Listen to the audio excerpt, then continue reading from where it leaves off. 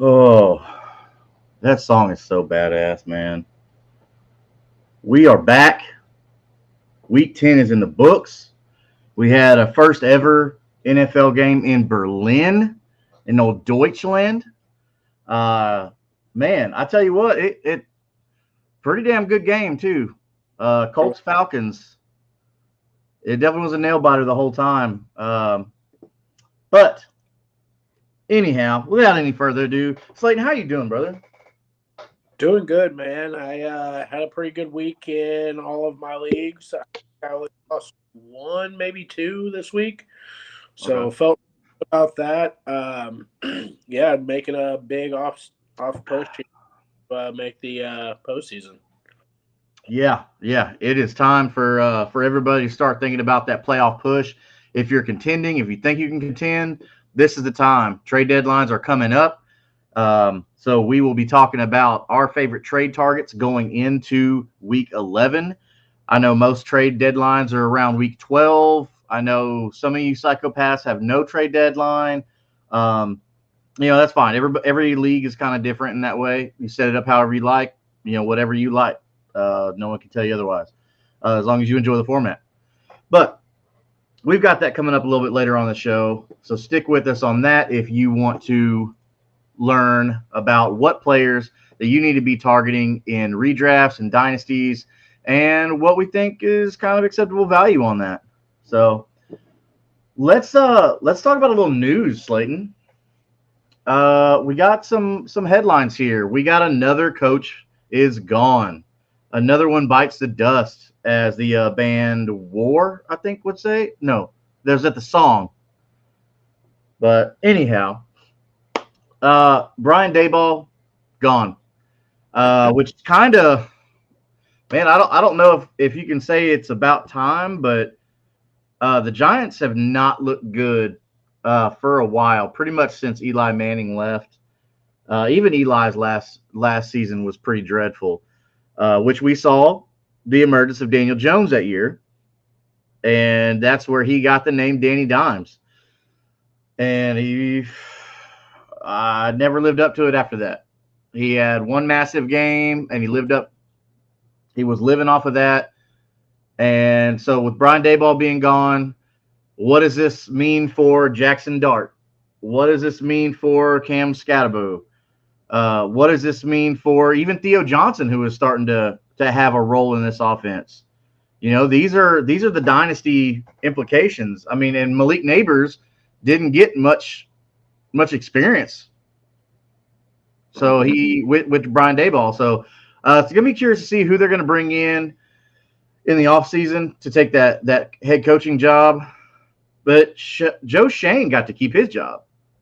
Yeah, I'm not a fan of any of that, to be honest with you. I think they should have gotten rid of the GM and kept Dayball because he's shown nothing but promise. He had a good relationship with all the new players that are in. He drafted all of those guys, and now you're telling me that you're just gonna cut him off at the chain after everybody got injured. Like, granted, I understand like he was in the hot seat to begin with, but Yeah. not. They didn't even give him a fighter's chance. Like everything fell apart. Every piece of the puzzle that he had drafted all got hurt this season. So like, what do you expect the man to do? You know what I'm Yeah. saying? Like, Just riddled with injuries, dude. You're right. like I don't necessarily like the decision. I think he should have lived to fight another day, and I think that they're going to be sadly mistaken whenever he gets hired somebody or somewhere else and lights him up. So with that said, I kind of want to see who's going to be on this list. People to be hired. I've seen some speculation, maybe John Gruden. What You think owners will give him another chance? I think they would. I think I'm not going to get into that, but Oh, there's some owners out there that would for sure. I think they would. And at the end of the day, he's got a great relationship with Dart. He's knows how to run a roost. So I would be interested to see who they would bring out. I know Buddy from fucking Seattle, their offensive coordinator. I think he'll be looking for a new job after this year. I think he'll probably be a good candidate for that role as well. Yeah, I mean, there's also speculation about Cliff Kingsbury. Could he be ready for another offensive? Could he be ready for another head coaching gig? I don't know. We'll just have to see who Joe Shane brings in for an interview and who they like, and who they're gonna kind of give a chance to. Well, the report is that they're going to have to walk hand in hand with Joe Shane. He's going to be very in tune of who's being hired, which I thought was funny as a headline to begin with, because isn't that your job to be in tune with who? That's exactly his job. So what I don't understand why they're posting that out there, making it a big deal. But from my understandings, he's supposed to be cherry picking who the person is that's going to align with his views.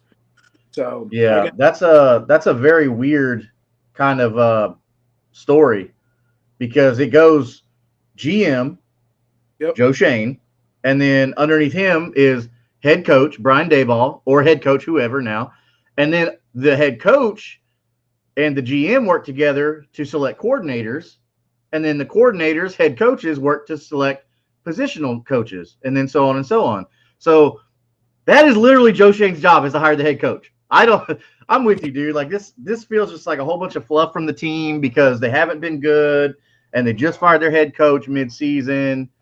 Man, this just seems like a bunch of NFL team fluff and PR type stuff to make it seem like, look, it's not Joe Shane, even though people are like, bro, you and the owner let Saquon go, which was their golden child there in New York.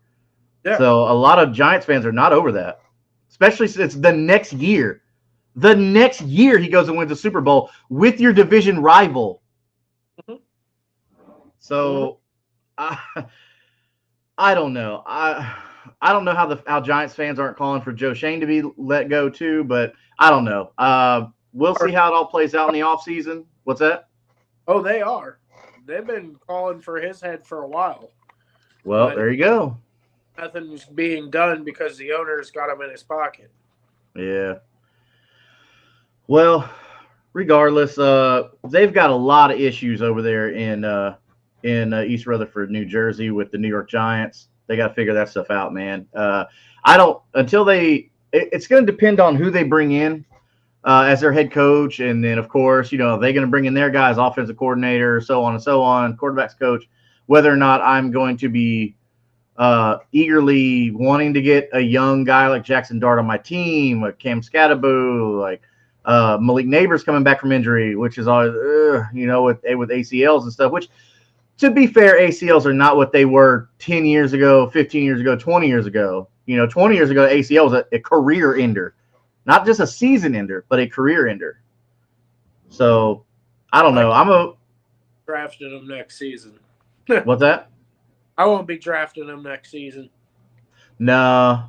I don't think it's going to matter who they bring in as the head coach. It's going to be one of those situations where I don't know if I'm going to trust really any of these guys in the Giants. Well, I know you're a Scat Pack truther. I think it's going to operate pretty close to the same. You're not going to change how Jackson. Like, you might be able to call the plays and kind of keep him a little bit more at bay, but you're not going to change who he is. He's a good runner. So that's how he plays. Like, I don't foresee it going to be a huge change in play style between the guys. Yeah. Do I think that the play calling is going to change a little bit, and they're going to try to hone him in and a bit more of a possession type thrower?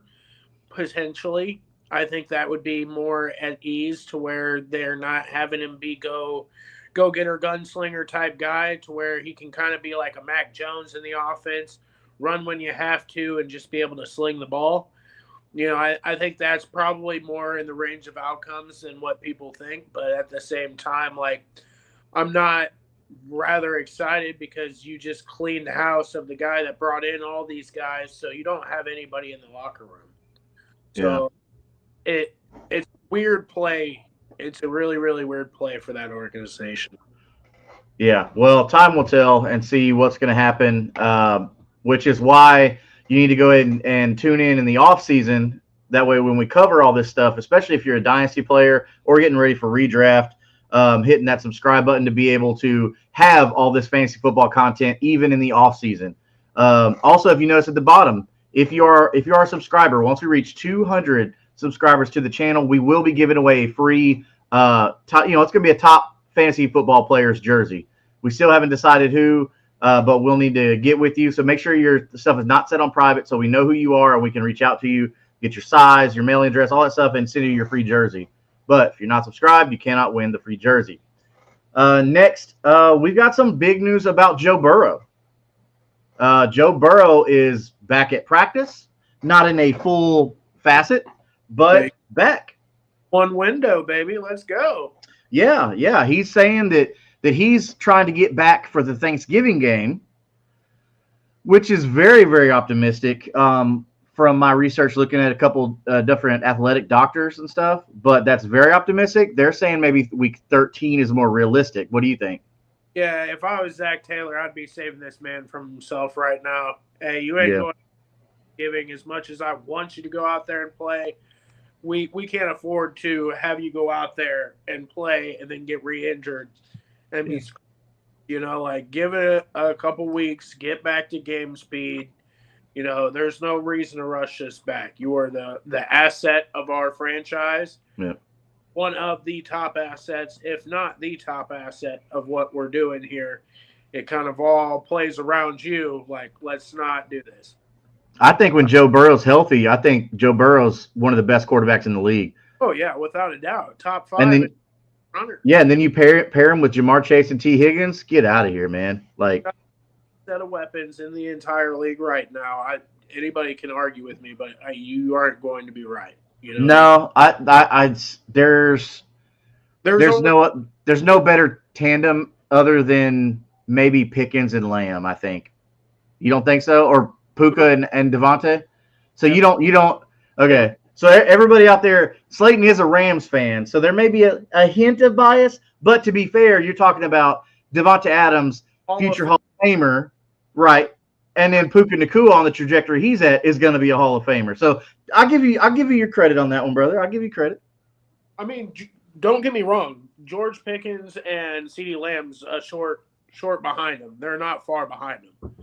But I can tell you, like, raw, true talent, those two dudes from Los Angeles, they're something else. And I think there's. Would you put them over Chase and Higgins? No. But they're like a close second to you, yeah? Second. I mean, it's really, really close, not to the point where, but we've all seen what Jamar Chase can do. He flipped them upside down week in, week out. Does not matter about matchup. Puka Nacua, now at the same token, he can do the same, but not to the same magnitude. Yeah. Not to the same magnitude. And, when you have a healthy Joe Burrow, that team is unstoppable. Oh, yeah. Yeah, you don't want to play the Bengals with a healthy Joe Burrow and both those weapons on the field. Even a Chase Brown in the backfield. I mean, just imagine if the Bengals got a good offensive line, how lethal they would be with a good offensive line. Even if you just add a couple good pieces in this upcoming draft, which there's not a lot of great offensive linemen in this draft from what I'm seeing so far. So I don't know. But yeah, Joe Burrow is eyeing a Thanksgiving Day return. We'll see how their record looks, if they're even competing for a playoff spot. But Joe Flacco has looked really good in his place since he's been gone. He's been keeping Jamar Chase and T. Higgins relevant. So if you're Chase or Higgins owners, you're not upset. You've actually been able to flex or spot start Joe Flacco a little bit. Yep, I've had to with buys. Mm-hmm. So yeah, I'm actually doing that this week with Daniel Jones being on bye week. Yeah. Next little bit of news here about Bucky Irving.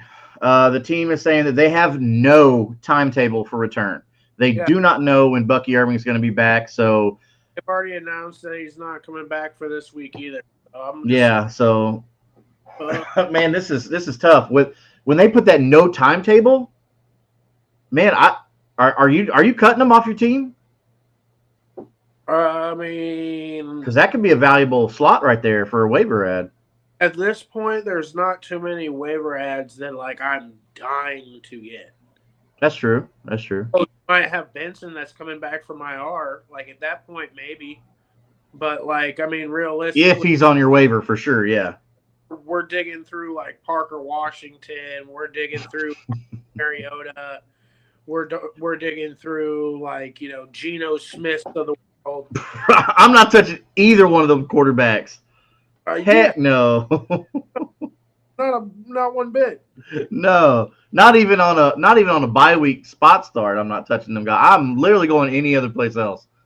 I'm like, no, dude. And like half of these players, like I'm going in there and like people that I'm seeing in waivers right now is like K. Dotton. Like, yeah, I like K. Dotton. Don't get me wrong, he's not terrible, but it's not somebody that is going to be a difference maker for you.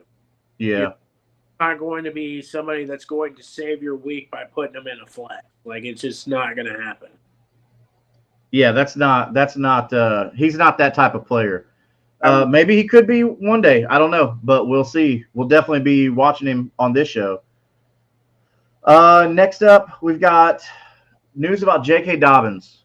J.K. Dobbins is likely headed to the injured reserve, which that's pretty much going to be it for the rest of the fantasy season for him. So guess who that means a fire up with authority? Woo, baby! Let's go, dude. How many times did I tell everybody that it is a ticking time bomb with J.K. Dobbins? It's only a matter of time before this guy is done for the rest of the season. And here we are again.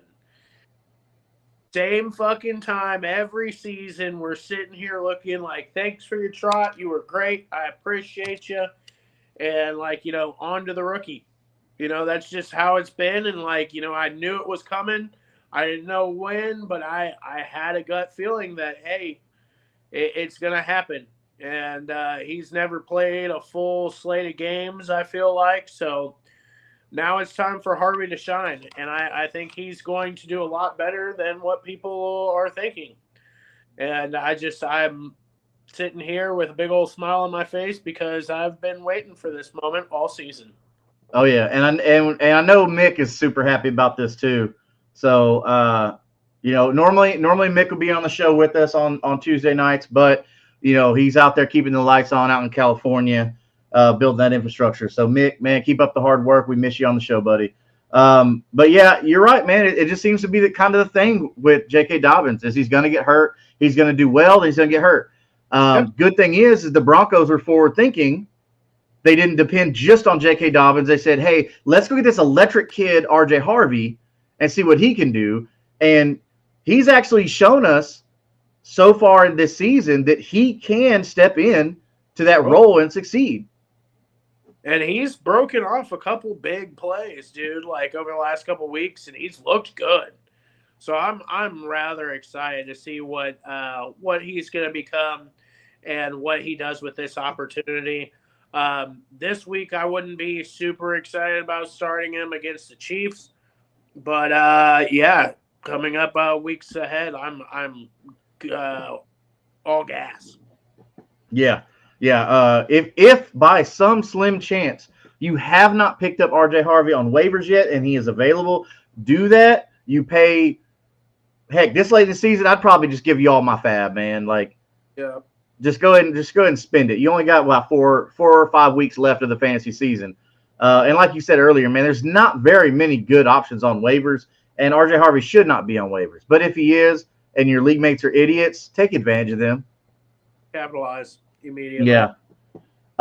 So because we've been telling you for the past 5 weeks, hey, if R.J. Harvey's available, go get him. So if you haven't done it yet, it's too late. Somebody else with higher waiver priorities going to get him. So news out of Jacksonville, somebody that pretty much everybody in all my leagues has already cut bait with, and that's Travis Hunter. Yep. So we knew that there was kind of a serious injury. The team said, hey, this is not good. So everybody just kind of already said, all right, we're done. We're not wasting our time on Travis Hunter. And with Brian Thomas Jr. being out, dude, what the heck is going on with Jacksonville right now? They can't catch a break either. They started off hot and then boom, in the toilet. I mean, they looked like trash, man. Yeah. Another team that just can't get offensive line together. I mean, I think we're starting to see a pattern here, man. Bad. So so Travis Hunter, if he's on your team, cut him. He's done. Unless it's like a team, I'd put him on IR. But at the same time, like I would not be keeping any shares of him in any of your fantasy season. Yeah. The only thing is, you're right. If you're in a keeper league, go ahead and hold on to him. Let's see here. All right, so that's kind of the bigger news. Am I missing anything as far as league news that pertains to fantasy football? Let me think about this.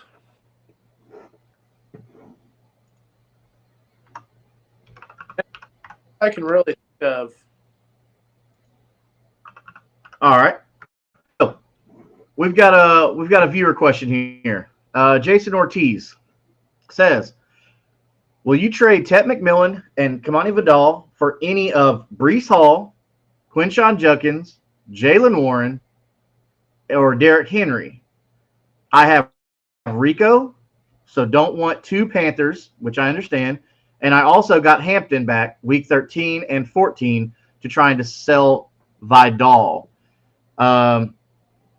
So what are we thinking here? Would you trade Tet McMillan and Kamani Vidal for Breece Hall, who just had a great game, but I'm not really buying into that, Quinshon Judkins, or Jaylen Warren, Derrick Henry?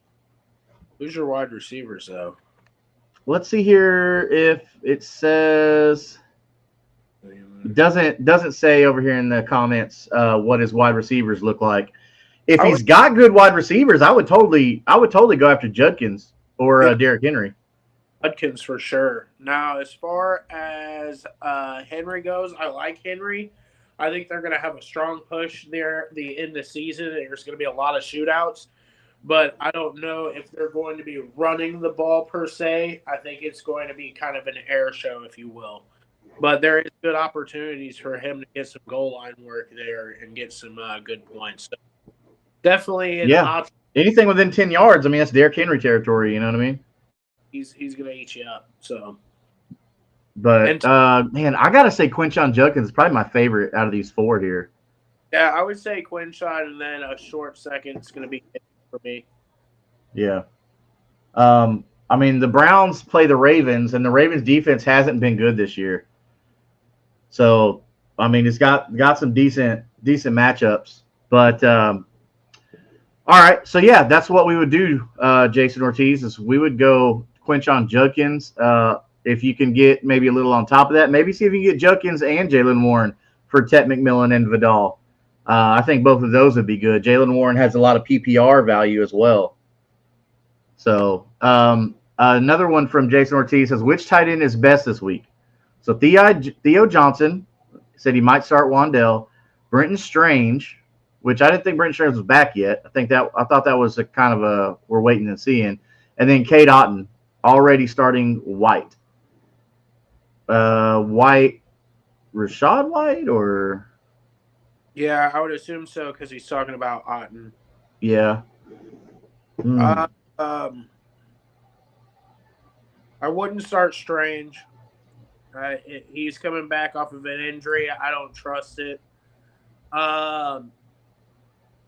Shoot, I would probably go. Oh shoot! And the Bucs are playing the Bills defense, who's like they're kind of mediocre. They're not great, but they're not bad either. Bucs are playing the Bills, and then who's the Giants playing? The Packers. Packers defense has looked okay, but I mean it's the Giants offense. They're all in disarray right now. Like no Scatterboo, no Neighbors, no head coach. Like I don't know, man. I would probably start Theo. Yeah, if Jackson Dart's got nobody else, Theo Johnson's actually been somebody that he's looked to so far this year. So that's a good one there. Good Theo Johnson on that. Start one QB this week: Mariota, Rodgers, Geno, Tua. I mean, sorry. I know who I'm going with. Who you got?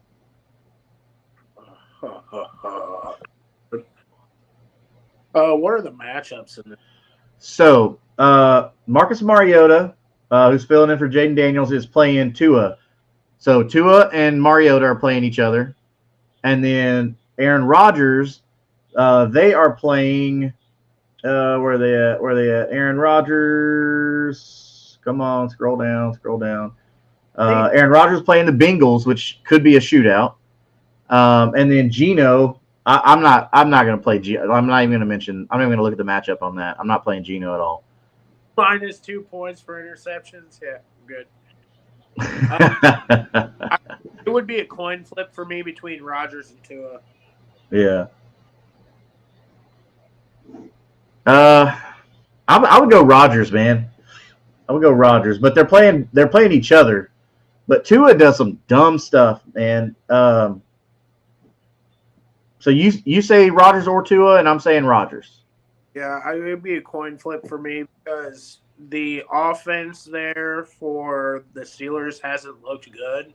Yeah. Coming off of a hot game, he's got a little bit of confidence, and they're playing kind of a weaker defense. Yeah. Last one by Jason Ortiz. He says, I'm in 3 leagues. My QBs are Nix in one of them, Dart in one of them, and Jones, Dak in another one. Which leagues should I target Joe Burrow and how much fab? Oh, is Joe Burrow is available? Okay, so he must not have IR positions in those leagues. Yeah. Man, see, that's tough, dude, because if they're not in a position to make the playoffs, there's no reason to bring Joe Burrow back. I'd hate for you to spend all your fab and then you got nothing. But, I mean, if Burrow comes back and he's healthy-ish, I mean, that's a tough one because he's still going to be put on his ass because of lack of an offensive line. I mean, if you're good at every other position, this is my opinion, Jason.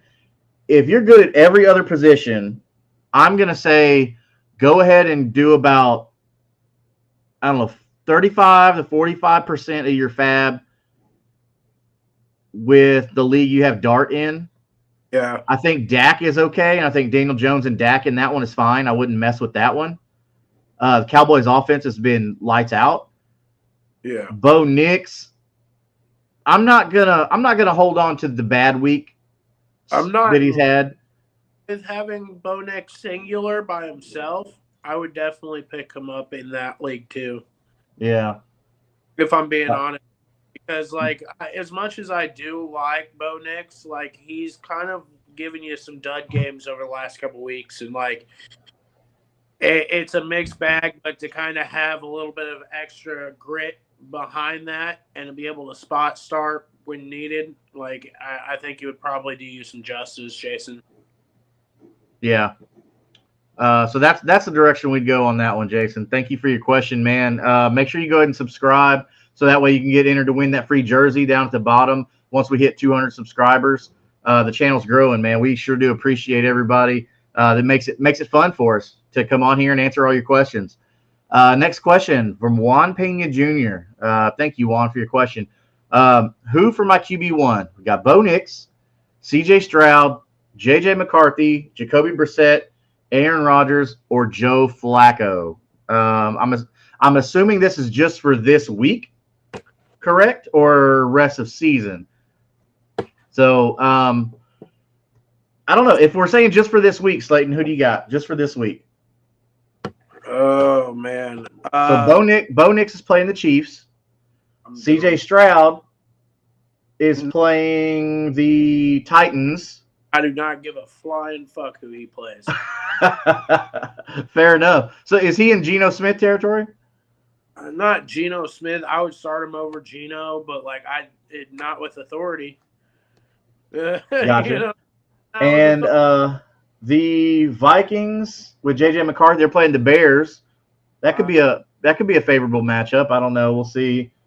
But they're in Minnesota though. They're not out in the snow in Chicago, so that might help a lot for McCarthy. I don't know. Yeah. Brissett is playing the 49ers, but we've seen Brissett be pretty decent as a passer. We talked about Aaron Rodgers and Joe Flacco are playing each other. Yeah. So this is the Unk Bowl 2. So for this week, who do you got? So it would be a coin flip for me between Jacoby Brissett and Joe Flacco. Okay. All right. Sounds good. Man, I think I'm going to go with McCarthy. I'm going to go with McCarthy with the Bears coming to town because they're in the dome. And, I mean, Justin Jefferson, Jordan Addison, I can't go against them guys, man. Like, I know McCarthy has had flashes that were not great, but he's had flashes that were great. So I'm going to go McCarthy on that one. And so you said Flacco? I would say either Flacco or Jacoby Brissett. Okay. All right. Sounds good. Juan's got another one here. He says, who for my wide receiver 1, 2, and 3 and flex spot? Okay, so all the wide receivers and flexes, got it. Devonta Adams, who they're saying is questionable, I guess. Deebo Samuel, Quentin Johnston, Jacoby Myers, Jordan Addison, Parker Washington, Ortez Johnson. His running backs are Charbonnet, no. DeMercado, possibly, or a wide receiver. He says he's got Josh Jacobs and Travion Henderson at RB1 and 2, Taylor on bye. So stick with Jacobs and Henderson. I think we saw enough from Henderson, to go ahead and stick with Jacobs and Henderson. Adams if he's playing. And then probably Addison. Yeah. So 1, 2, and 3 and flex. So Devontae Adams, Jordan Addison. So there's 1 and 2, and then QJ number 3, and then flex. That's 1, 2, and 3 there. You're good. And flex. Oh, it's 3 wide receivers? 3 wide receivers and a flex spot. Fuck, I would probably put Deebo there too. Okay. Sounds good. So there you have it, Juan. Hope that helps you out, man. Hope that gets you to win your matchup. Before you head out, make sure you hit that subscribe button like we were talking about so you can get that free jersey, man. Thank you for the question. We were talking about we're getting in our next segment, which is our Week 10 studs and duds. Who are our top performers and who are the ones just absolutely stunk it up, just straight garbage. So for what a game that a certain Indianapolis Colt had, another one had a pretty bad game. Yeah. And that's Michael Pittman Jr. He caught both of his targets. So he caught 2, but they're only for 19 yards and no touchdown, though. So you have that. Michael Pittman, for sure. Somebody that we talked about earlier, Bo Nix. Bo Nix only got you about 7.8 points on Sleeper and only threw for 150 yards, 1 touchdown, but 2 picks, which is not good. Ugly game. Yeah. So naturally, if he's going to only throw 150 yards, that means the receivers are not going to do well either. Sadly, Cortland Sutton was one of them, and he only got you 5.4 points with 3 catches for 24 yards. Another big name, Justin Jefferson. Somebody else let you down. Only got you about 7.7 points. 4 receptions, or 4 reception out of 12 targets. Gross. That's the thing that, I'm like, what? Out of 12 targets, 4 receptions for 37 yards. That's disgusting. If you're a Justin Jefferson owner, you're hating to yourself. But you got to start him. It's not like you're not starting him. Keenan Allen, your boy Third and Keenan, he only got a third 0.9 points. So Only got 2 catches for 19 yards, so that didn't really help you out much. If you did put Keenan in your flex, or maybe he's your wide receiver 3. Season though. What's that? I think that's the first time this season he hasn't gotten under 10. Yeah, so I'm not worried about Keenan Allen at all. I think they're still fine. But it was a big Ladd McConkey game, so that's just one of those things that they're going to have to kind of expect. Not all the receivers are going to dominate every week like a Joe Burrow can support T. Higgins and Jamar Chase. So one of the 3 always has a middling day, if you will. There's always one of the 3, and for the first couple of weeks it was Ladd McConkey, and then it went to QJ after he went into the doghouse for a little bit there, and now we're having some Keenan Allen bad games. I think it's just all game script dependent, and they kind of do a kind of a carousel, if you will, of different guys that they throw it to. Yeah. The last couple guys, big name guys, DK Metcalf only got 3 catches for 35 yards. The biggest one I think that just broke everybody's heart, though, Brock Bowers, 1 measly catch for 31 yards. Right. So that doesn't help you at all, man. So you're hurting with Brock Bowers.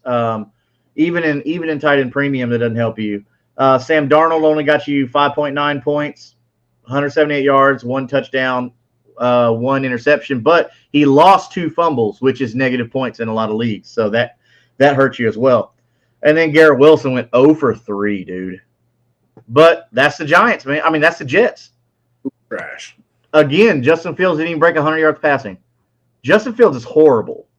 Tragic. And everybody was on the case about not wanting anything to do with Garrett Wilson. And they were like, oh, look how good he's doing the first 2 weeks. And I'm like, brother, there's rough seas ahead, my man. Like, I don't think you understand how bad this is going to get. Yeah. And starting to see injuries and everything else that's piling up.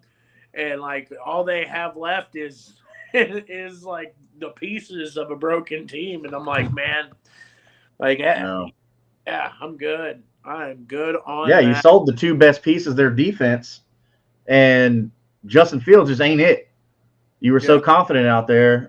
Maybe it's just something in the water in New York, and they don't know how to get or keep good players. I don't know. But on the flip side of it, you had some big studs that let you down, but you had some big studs that really performed. And then one guy who running backs went crazy this week. Bro, one guy that I have been just pounding the drum on all year long, for the past 4 years since he was in college, man. TreVeyon Henderson. Hendo finally gets his respect, finally gets his opportunity with Ramondre Stevenson being out. 28 points, 14 on the ground, 147 yards, and 2 tutties. Mm-hmm. We saw the breakaway speed. We saw it. It's undeniable. I don't know how that Mike Vrabel and Josh McDaniels can sit there and say, all right, let somebody else run the ball this week. If you do that, Patriots fans will have your head, man. Like, this kid just showed you how amazing he is. So you guys better keep up with TreVeyon Henderson. All right. So hopefully you went out. Questionable today too. What? Questionable. He probably's a little sore. He probably's a little sore from that big performance. Morning, I was like, come on, boy. Stay healthy so you can play for at least a couple weeks to get a spot. Yeah. Somebody that I told everybody to start on Sunday morning, and that we told everybody to start last week, was Devon Achane. Achane just went nuclear. 41 points. He got you 174 on the ground, 2 touchdowns, got you 6 receptions for 51 yards. So that's what, 11.1 points right there just in the air before he ever touches the ball on the ground. Jahmyr Gibbs, 38 points. He got you 142 on the ground, 2 touchdowns, 3 receptions, 30 yards, and the touchdown through the air. So Jahmyr Gibbs is getting it done all the way around. But we never doubted Jahmyr Gibbs. We don't doubt him. He's one of those locked and loaded every week no matter what, whenever he's healthy. Trey McBride, I mean, he's pretty much he's relevant on that team. He's the only relevant person, no matter who the quarterback is. It just sucks for Marvin Harrison because his day depends on if Kyler Murray's playing or not. Because if Kyler Murray's playing, then Marvin Harrison's going to suck. So, last big stud of the week is going to be Drake London. Drake London put up a day caught 6 of 8 targets for 104 yards and a tutty. So you're liking that. So those are our big winners, our big losers, our studs and duds, whatever terms you like to use out there. Those are it. So if that gives you, what's up? DeMarcus Lawrence with 2 fumble recoveries, hugs, brother. That man was going crazy. Seattle's defense was putting up numbers, boy.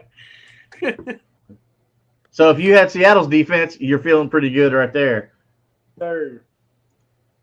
So, looking at these studs and duds, we had one guy who just set himself apart so far ahead of the pack that it wasn't even close. We couldn't even put him in our studs category because he did so well. And that's going to be the record breaker who now holds the most rushing touchdowns for in Colts franchise history, and probably going to go down as the greatest running back in the franchise. And that's going to be our king of the week, Mr. Jonathan Taylor. Jonathan Taylor had himself just a nasty game. He had 32 carries, 244 yards. That's with a 2 in the front. 244 yards with 3 touchdowns on the ground. 3 touchdowns. He's making it a normal thing. Like, it's almost every game. It's like, all right, you put the over on if he's going to have a long breakaway touchdown run. It just seems like he has it every game. But he didn't just get it done on the ground with 244 yards and 3 touchdowns. He was also getting it done through the air. They were targeting him. They targeted him 3 times. He caught all 3 for 42. So that's pretty dang good, man. He didn't get a touchdown through the air, but for that massive performance, he gave you probably about 49 fantasy points, I think, in PPR scoring format. And for that reason, Mr. Jonathan Taylor, you are going to be the GOAT in Indianapolis. Sir, congratulations. You are the Kingmaker Sports King of the Week for Week 10. Let's see what he's going. He's over 1,000 yards with that performance. I forget what he's at. He's like 1,100 something yards right now. Like, he's on pace to hit 2K like easily. So we'll see how that goes. I did make a banner for Fool's Gold. We haven't been doing it lately just because like things have been really weird with some of these players. I happily was wrong about Rico Dowdle his first week where he broke out and he had that massive game. I will happily say I was wrong about him. I said that wasn't going to happen again, and it did. I was wrong on that, and I'm happy to say that. Because what's happened is Rico Dowdle is winning you games, winning you weeks, so that's good. But I think this player here is a fool's gold just out of happenstance, and that's Davis Mills, the quarterback for the Houston Texans, the backup quarterback for the Houston Texans. He put up 292 yards and 2 touchdowns, and he ran the ball 3 times for 20 yards and a touchdown on the ground. But the number that really worries me, why I'm saying like this is fool's gold, he only completed 27 of 45 pass attempts. Yeah, but it was horrible. Yeah, not great.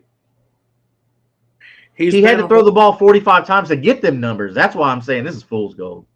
Yeah, no, I want nothing to do with Dougie Davis Mills, man. I'm good on it. Even if he starts again in lieu of C.J. Stroud's concussion, I'm not touching him. I don't want to start back there. Like, I'll be honest with you, I'm good. I'm good, man. Yeah, I'm not picking up Davis Mills as a spot start at all. But good thing is this week, our bye weeks. There's only 2 teams on bye. That's your Indianapolis Colts and your New Orleans Saints. So you're missing Tyler Shuck and you're missing Daniel Jones. You probably were starting Daniel Jones because Daniel Jones was startable. Somebody who nobody really drafted at all because nobody thought they were going to be worth a dang. But so you're not if you're looking for a quarterback, don't go in the direction of Davis Mills. Don't chase that. Don't chase that rush. Please do not chase that rush. Slayton, tell them who they should be targeting as a quarterback spot start if they have been doing Daniel Jones. Who do you think on waivers should be a good spot start? If Jacoby Brissett is still on waivers, I would be attacking him right now. You might have some people that are a little bit worried about Joe Flacco with the news of Burrow coming back, so he may be out there. But those two would be the ones that I would after most. And then, I would probably go with Marcus Mariota before I went with Dougie Davis Mills, to be honest. Yeah. I like where you were at with the Joe Flacco stuff. If people were dropping him. I know yesterday Joe Flacco was owned in 53% of sleeper leagues. So that's not great. But like you said, hopefully with the Joe Burrow news that drops and he's available. So if he is available, then I would look for him. They might be dropping him in lieu of adding someone else. So you may have to wait till after waivers process until they all become free agents and then go ahead and just snag him up. So look at your settings and see when waivers process and kind of keep either set an alarm or kind of keep a mental note like, hey, at let's say 2 p.m. waivers process, I need to go ahead and check that at 2:01 or 2:02 or whatever it is and see if somebody dropped Joe Flacco. Hopefully they didn't because I really like the matchup coming up. But, yeah, so that's a good one. Jacoby Brissett has been doing really good. You definitely want that juicy brisket. So with some of these injuries that we talked about to some of these players, so we talked about J.K. Dobbins. He's got that foot issue. He's probably gone on IR for the season. Jackson Dart still has the concussion. Devontae Adams is dealing with an oblique injury, which he might be fine. I think some people said it's like a 1 to 2 week injury. We'll see how it goes. I mean, Devontae Adams is an elite athlete, so he almost went back in. I don't know where everybody's like freaking out. He was like trying to go back in on the sideline the rest of the game. So from what the coach speak was whenever I watched all the interviews and that type of stuff afterwards, Sean McVay was like, nah, he's good. We just held him out for his own good. Like he'll be all right. So like I don't foresee it being like maybe a 1 week rest here. We'll see, but like I don't foresee it being a huge issue by any means. Yeah, for sure. It shouldn't be a serious thing. Garrett Wilson is dealing with a right knee issue. They're saying it could be 3 to 4 weeks with that injury, which, bro, I'm not excited about that at all. I would go ahead and cut Garrett Wilson, or if you can find a sucker out there who doesn't pay attention and trade them Garrett Wilson for somebody, do that. But I want Garrett Wilson off my team just because the Jets are just abysmal, man. I don't want anything to do with the Jets. I'm not chasing the Breece Hall thing. So Dalton Kincaid has a hamstring injury. He'll be gone 1 to 2 weeks. So wheels up for Dawson Knox, who has an established relationship with Josh Allen. Rondé Gadsden has a bruised quad. He's day-to-day. I don't think that's going to be a major problem. He should be fine with some rest and rehabilitation with all our great medicine and training staff that we have nowadays. And Bam Knight is healing up from a bum ankle.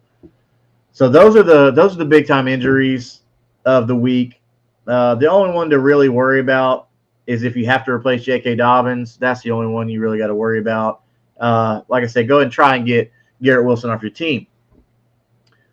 Which brings us into our next segment, which is going to be our trade targets. Okay. Trade deadline is usually around week 12, depending on your league. Okay. You need to make sure that you check your league settings to see what week your trade deadline is. If it is week 12, this is going to be the last week that you have. You usually have up until start time, game start, to make these trades. So, with that being said, Chris Olave is my first trade target. I'm going to say go try and get Chris Olave for depth. Try and get somebody who's panicking, even though Chris Olave had a great week, somebody who's been panicking on his production, because as of right now, him and Jawan Johnson are it. But am I crazy to think that Tyler Shuck hasn't looked horrible? I didn't think he looked great. I didn't say he looked great. I didn't say he didn't look horrible. I mean, I'm not interested, if I'm being completely transparent, in Chris Olave. I mean, like, I can understand the depth side of it, but I don't think he's going to be somebody that would be winning your leagues. If you can get him for a cheap price, like, most definitely, he would be vital for that Week 12, Week 14 buys, all that type of stuff going on. Like, I would definitely say okay there. Well, let me ask you this, Slayton. Would you trade Garrett Wilson for Chris Olave straight up? Yeah, 100%. 100%. I mean, heck, go after that.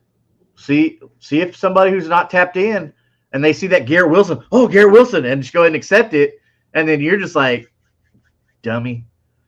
I mean, yeah, try and get Garrett Wilson off your team. If you can go get a Chris Olave, he's not gonna blow it up. I'm not saying that Chris Olave is going to be a bona fide starter. I'm saying Chris Olave is going to be a good depth piece for you if you're contending trying to make a push. And you have Garrett Wilson. Somebody that we've told you time and time again to go get, and now here it is, crunch time. Go get Travion Henderson if you can. Like, if you're in Dynasty, you give up whatever you have to do, which Dynasty probably ain't going to let up with Travion Henderson. Just going to let you know that. I know a guy who says he's untouchable on his team. But Travion Henderson in redraft is somebody that is going to help you out down the stretch. Okay? The Patriots are going to stay competitive, and Travion Henderson is proving that he doesn't need a game script to be relevant. What do you think about Travion Henderson? Should people be going out and trying to acquire Travion Henderson? I think now is the great time to acquire all the young running back. Your Judkins, your Harveys, your Travion Hendersons, because this is where the money is made for them. The second half, after everybody has been sick and tired of holding their hand and sitting on them all fucking beginning of season, when you've got 6-7 weeks of non-productivity and you're not doing a whole lot, you're just like sitting on this asset. This is where they start coming to fruition. This is where a lot of these guys that we hope for them to develop and to become into a starting position, this is where this happens. And we're starting to see this where the older veterans are either having to take a back seat or they're getting injured, and all these young guys are coming out, all these rookies are coming out to play. And I think it is a great time to be targeting all of your rookie running backs and really trying to go after them heavily. Yeah, for sure. Which leads me right into my next trade target that we talked about earlier is RJ Harvey. Yes, with the news about J.K. Dobbins going on IR potentially, dude, that's the rest of the fantasy season. Mm-hmm. The next 4 or 5 weeks, that's it. Mm-hmm. And I'm not going to start a player coming fresh off injury in the playoffs. Not doing it. You're asking for risk, especially from an injury-prone guy like J.K. Dobbins. Go try and trade for R.J. Harvey, somebody that we believe in on this show, somebody who has all the ability, all the intangibles, everything that you want in a PPR running back. He's got the breakaway speed. He's got the hands. He's in an offense that made Alvin Kamara a superstar. So go get you some R.J. Harvey. If you have the room, honestly, if you don't have the room, make the room. Like R.J. Harvey's could be that good. Make the room. Honestly, dude, so this might be crazy, but to go get a Travion Henderson or to go get an R.J. Harvey, or if you can find the guy who has both of them, this is a sell for me. Big name Breece Hall. Sell Breece Hall. Get him off your team. He's a New York Jet. See if you can get Travion Henderson or R.J. Harvey. Me personally, I'd rather have one of those two over Breece Hall. What do you think, Slayton? Yeah, I would definitely be interested in doing that. Grant, I don't think anybody that has Judkins or Trey would be willing to make that trade right now. Just in the fact that like they already know kind of what they have in those guys, where they've seen what Brees has done, where you might have more success trying to target Harvey because Harvey has had 1 week of relevancy as far as like that type of stuff goes. Where Travion, like he's had that big name profile since day one. Yeah. So like I think it'd be a little bit easier to acquire Harvey for that trade, where I think the owner of Travion might kind of push back on you. Brandon Howell says Texas got a W on Sunday. Well, you know what, Brandon? I got a W every day. Every day. Oh, and I love it. Keeps me going, keeps me fueled up. So another young running back that I don't think you can acquire, but you should definitely go try and get, who has an amazing strength of schedule the rest of the season. That's Quinshon Judkins. I don't think they're going to let him go unless they're just not a contending team and you can kind of talk them into it and give them the whole sales pitch. But Quinshon Judkins has a great strength of schedule. They play Baltimore, who has not looked good on defense, Vegas, who has not looked good on defense, San Francisco, who's not bad, and then Tennessee, who's just atrocious. This is really good for Quinshon Judkins. If you're contending, I think you should at least try and go talk to the Quinshon Judkins owner. Hopefully, they're not contending.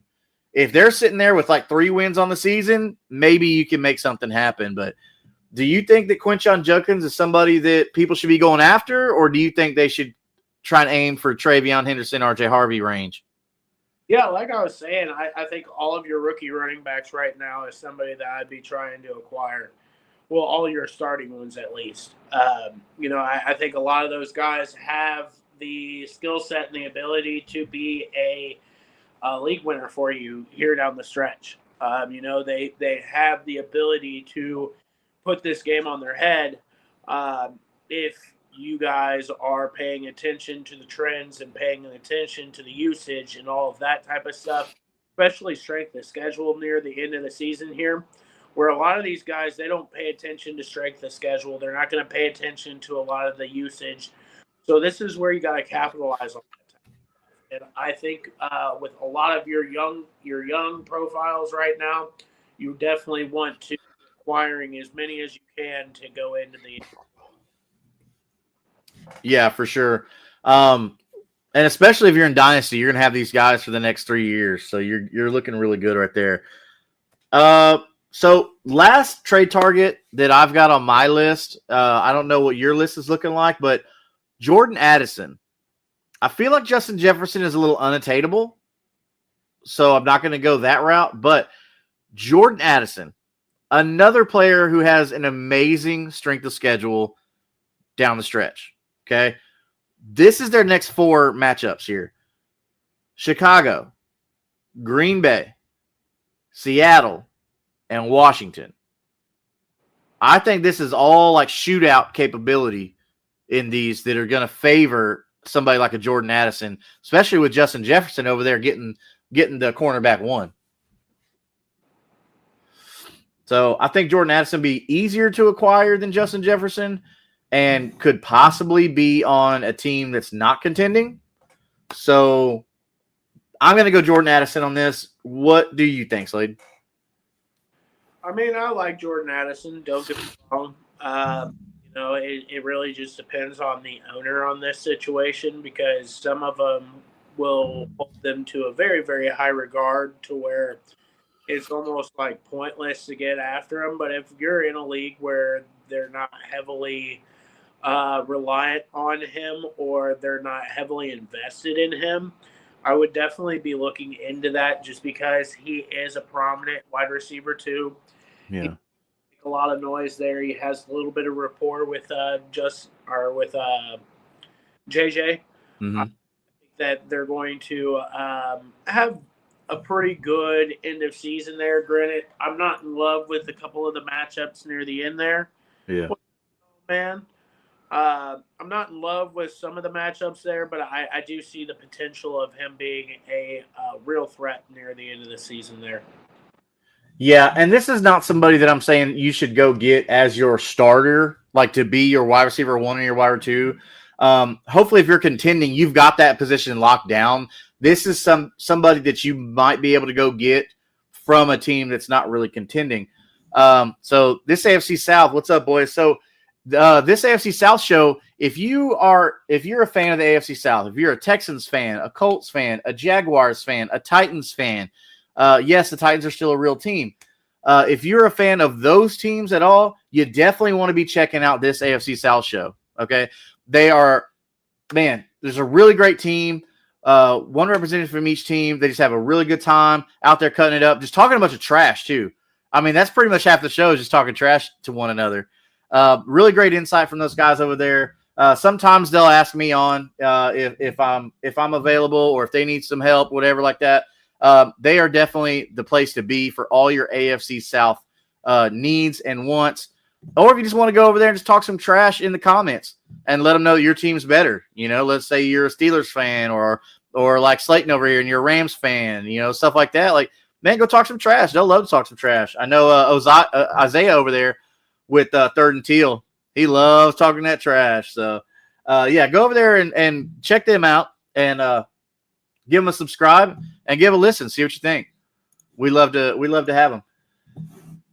So, not very many waivers. Let's talk about waivers. All right, we'll go through it real quick here.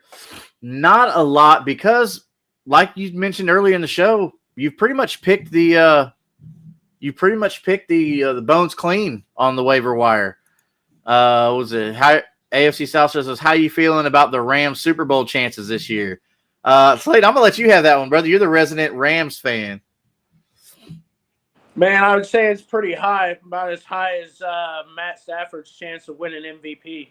You know, like I'll be honest with you, I think he's number 2 right now in voting. If he's not, he should damn be. But no, man, like they've got a hell of a squad. Their defenses looked very, very good, and we're talking 2 plays away from being 10-0. And a legitimate team right there. You got. I mean, they're also 2 plays away from having another loss on their record too. So you can thank Adonai Mitchell for that victory. Hey! You're welcome. But we're hey, we shipped them out of town with that sauce trade. We're seeing right now that they're real frauds out there, and you know we're gonna find out what's really going on when Danny Dimes really turns into the trash bag that everybody knows and loves. So we're Bro, shots fired, man. What the heck? Oh my gosh. Yeah, that's our show, everybody. But no, realistically, I think the Rams have a really, really good shot to make a lot of noise in the playoffs there. They've got a killer running offense. They've got a killer wide receiver core and just one of the best quarterbacks to ever do it with Matt Stafford. So I think that they're going to be quite the threat, man. It's going to be an interesting end of season. I hope it's not a 1-2 and we're out type of game. Yeah. Playoffs, but as long as Matt stays healthy and our offense stays remotely healthy, I think we're going to have a pretty damn good shot. Yeah, I agree with that. I mean, the Rams they're killing it. They've just got a great offense. I'm a big fan of Sean McVay. I think he knows what he's doing over there. So I feel like as long as Matt Stafford's on the field and Sean McVay's got air going pumping through his lungs, I feel like the Rams always have a chance. Oh yeah. So that'll be interesting to see. I mean, maybe we could see Rams Colts Super Bowl.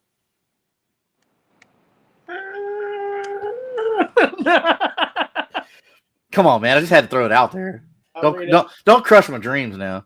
Hey, we can wish, man. We can wish. Yeah. So the looking at our waivers. All right, we already talked about the bones are pretty clean on that. Not the people that you should be picking up.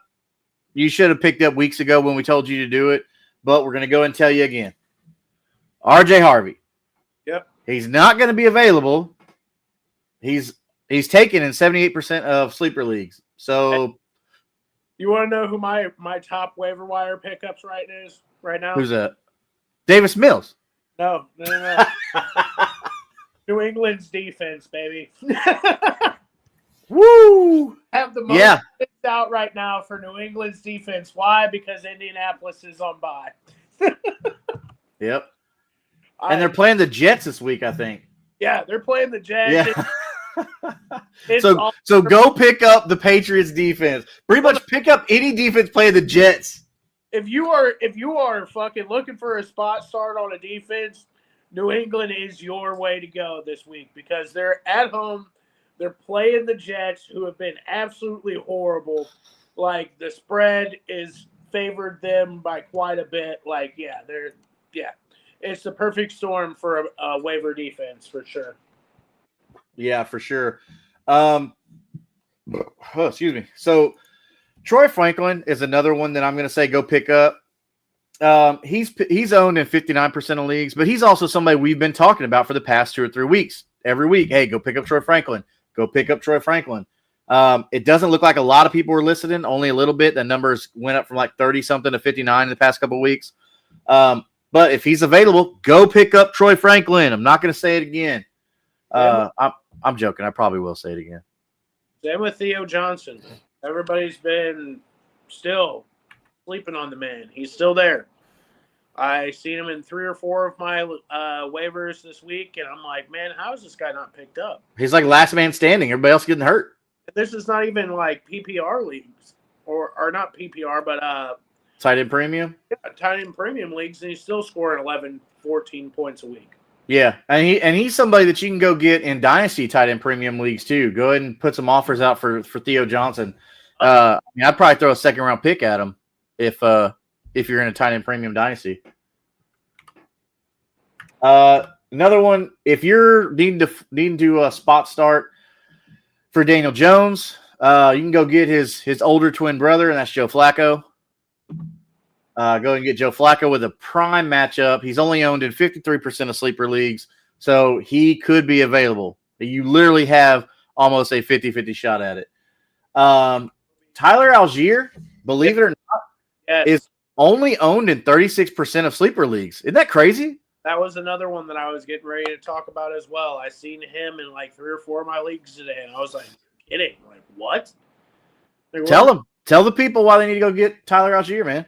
I mean, the dude's put up, silently 10, 15 points over the last, I want to say out of the last 5 weeks, 3 of the weeks he had over 10 points from what I saw. And I was like, that's not terrible for somebody that you're going to have to flex in a spot. Like, I'm not telling you that he's going to be your RB1 by any means, but you're digging through trash to try to find something to start in your lineup. Like, I would much rather start him over, like, Blake Corum. Yeah, Tyler Algier's a proven commodity. Yeah, I mean, he had his own 1,000-yard season before Bijan came to town. It's not anything that he did. It's just that you had a Bijan coming out in the draft. Yeah. Yeah, and he gets game scripted into each game. So it's not like he's got standalone value as well. It's not like he's just getting, like, RB2 stuff. So, yeah.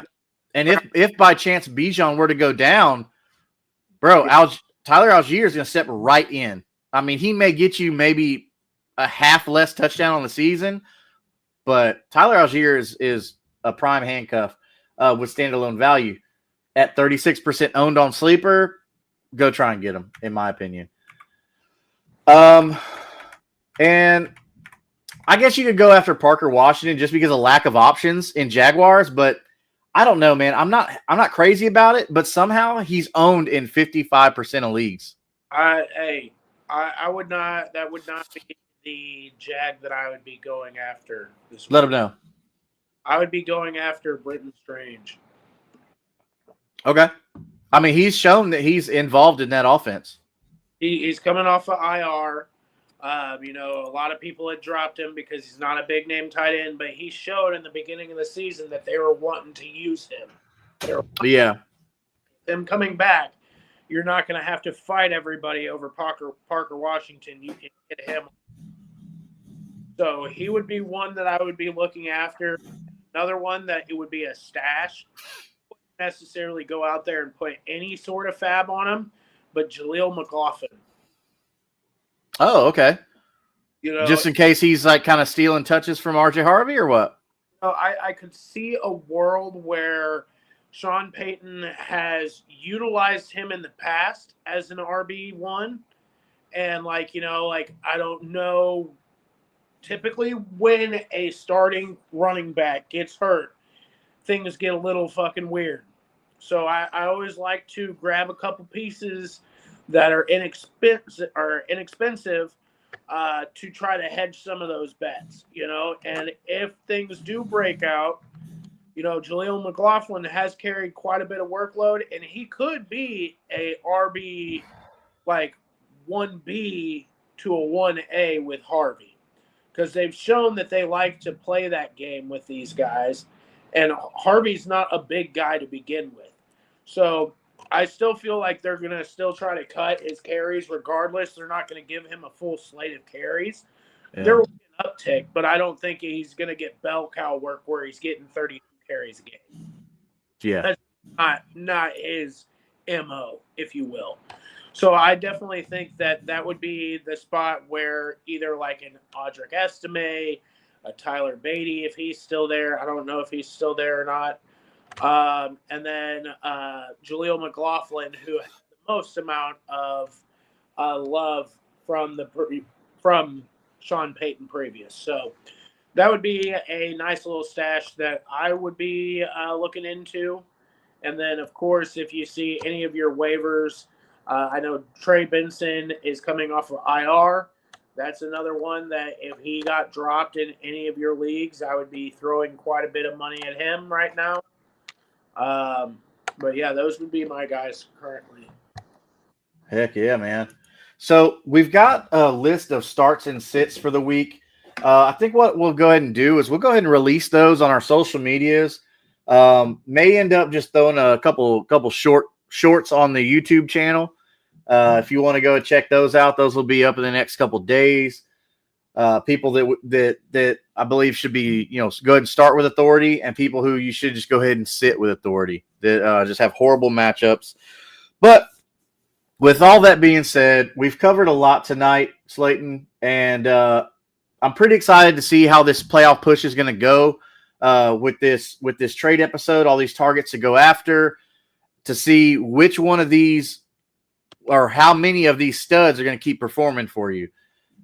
With all the injuries that we've had this year, man, just crazy injuries, needing to hit these waiver wire pickups. So, Slade, do we have any last little nugget for the viewers out there, other than making sure that you go to Kingmaker Sports on YouTube and hitting that subscribe button to be entered to win a free jersey once we get to 200 subscribers? So make sure you're at Kingmaker Sports on YouTube to be able and subscribe to be able to win that jersey. What you got, Slayton? Well, if you know me, you know exactly what's about to come out of my mouth. Hey, Geno plus 1 interception. Let's go. In Geno, you trust, baby. Who's got 12 interceptions this year. I did hear from a little birdie that Aiden McConnell's being called up, or Aiden O'Connell. and called up the Bush League. So we're going to see if they're going to replace him. But while the time is hot, get your money, boys. Yep. Definitely put that bet. Slayton, you've been winning a lot of money off Geno Smith this year with that over half a interception. So there's your big money line for the show. Geno Smith. Play Geno Smith the interceptions. So as always, we will be seeing you again every Sunday morning at 11 a.m. Central Standard Time, getting you ready for Kingmaker Sports Game Day mornings, getting all those last-minute roster questions, looking to see what game-time decisions that are aggravating us, who's in, who's out, and doing all that. So, again, we said go ahead on the Kingmaker Sports YouTube channel to subscribe to win that free jersey at 200. That we'll be doing a live drawing here on the air. And other than that, man, that's all we got. Just keep an eye out. Hit that notification bell for when we post our starts and sits shorts videos here on YouTube. That way you can go ahead and be ready for that. So from everybody here at Kingmaker Sports, Slayton, myself, and even our brother Mick, who is out working tonight, we appreciate you coming by. We appreciate all your questions. Definitely makes the show more enjoyable, and that's why we do it. We do it just to help everybody out. We want to see everybody out there become fantasy football royalty. So we will see you Sunday morning for Kingmaker Sports Game Day morning. Until next time, everybody. Peace.